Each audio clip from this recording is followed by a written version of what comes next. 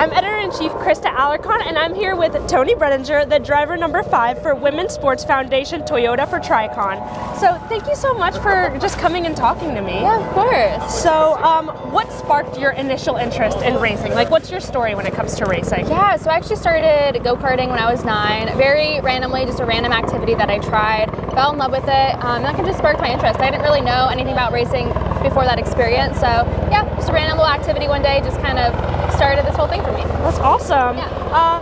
What about creating your brand? I know today your sponsor is the Women's Sports Foundation. Yeah. How have you kind of gone and created your brand as a female driver? Yeah, it's definitely, it's been a process, I feel like, to really kind of like establish your brand. You know, it takes like a few years to really get to that. But yeah, I've been able to work with so many amazing partners. We have the Women's Sports Foundation on the truck for this weekend, which is very exciting. And then I work with Celsius, Raising Cane's, and so many other amazing partners. So yeah, it's been a really cool journey. I would say that social media played a big part in that, just kind of establishing my following on there, and really just kind of creating my brand on that. Yeah, and you're one of the very few female drivers. Yeah. What's that like? Just tell me what it's like. Yeah, I'm the only one in NASCAR this year, which is kind of crazy because NASCAR has been around for so long, and there's been other females in the sport, but for some reason they just haven't really been able to really break through since Danica Patrick. So yeah, I don't really know why that is, but hopefully I can kind of help with that and pave the way a little bit. Of course. Historically, this is a very male-dominated sport, just kind of like how we talked about. How do you kind of push through adversity? Like, what are some challenges that you've run into? Maybe some ways you've pushed past that, and some advice you have for other females that want to get into racing like that?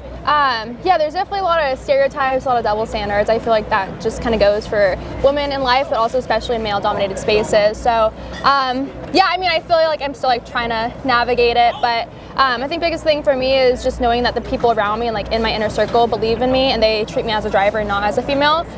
So I just try to remind myself like it's their opinion that counts, and as long as like, you know, they know who I am, they know what I stand for, so like regardless of other people's opinions, they don't really matter. Yeah, absolutely. One of the really cool things when I was just kind of looking at your brand and stuff like that, I realized you're also a model. How do you balance that femininity, especially being in a male-dominated space, historically male-dominated? How do you kind of balance that with having this like driving a truck and going up against only males, and then also having this femininity, this like partnerships with Victoria's Secret, all this cool stuff like that? Yeah, I've always just been very feminine. Like growing up, I always loved playing with like Barbies, but I also loved playing with my race cars, and I feel like I embraced that when I was younger, and then as I got to be like a teenager, I became like a little more insecure of that, and I wanted to kind of blend in. I remember I'd wear like 3 sports bras like under my suit, just like really wanted to like blend in, not wear pink. I always told my dad like no pink on the go-kart, but now I really embrace it. I'm like, I can do both, and you know, people don't always see it that way, but I know what I can do and I know what I'm capable of, and I don't think my other interests and passions and femininity takes away from me as a driver. So yeah, 100%. When I was younger, I was Princess Lightning McQueen, so I love that. I couldn't relate. I love that. But yeah, you mentioned social media as kind of like a way of building your brand.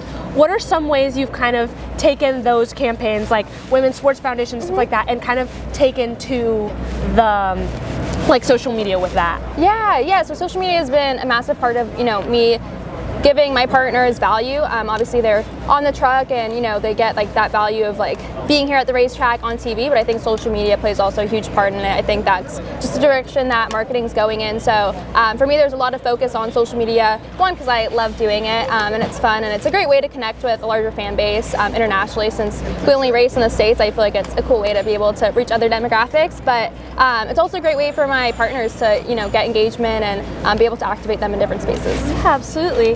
And just another thing, especially for other girls who want to get not just into motorsports, but into male-dominated spaces and in male-dominated sports, what is some kind of piece of advice you have for any girl that might be trying to do that? Yeah, I would say don't be afraid to be the first you. Just because nobody's done it before doesn't mean that you can't, so don't let that stop you. Yeah, awesome. Is there anything else you'd like to add or say to your sponsors or anything at all? Yeah, I mean, I appreciate you talking to me and taking the time. You're so well-spoken. Thank you. So I feel like you're going to go really far. Thank you. Yeah. Thank you so much for taking again the time to talk to me. I really appreciate it. This has been great.